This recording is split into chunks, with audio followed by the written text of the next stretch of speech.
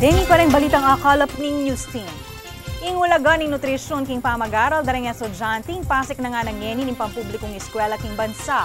Kapamilatan ning pamami edukasyon kareng anak ang puang pengari. At iting-atad ning meto nga brand ning gatas. Ay ning report ng Patricia Mamango.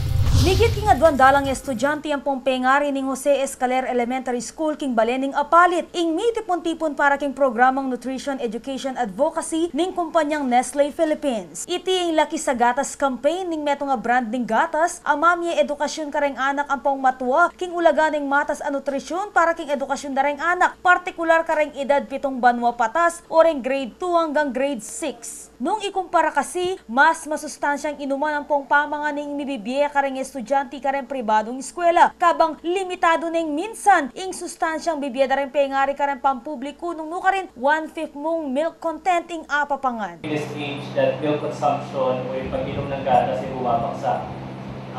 Dahil marami ng choices ang mga magulang at mga bata, minsan nakakalimutan na nila o even nawawala ng buo ang pag-inom ng gatas para sa kanila.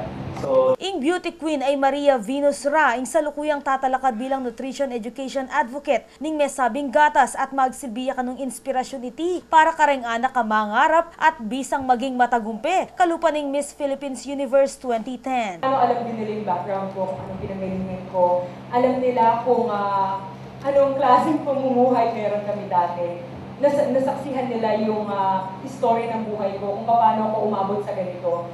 And bilang siguro celebrity na tumatayo sa harapan nila at sasabihin ko na ganito po yung pinanggalingan ko, siguro... Layon da naman na makapaglibot siya yung Nestle Philippines karang public schools king Pilipinas kabang target reng 5 milyong estudyante. Or more skewing was those areas na mataas talaga yung mababa yung kanilang milk benefiting.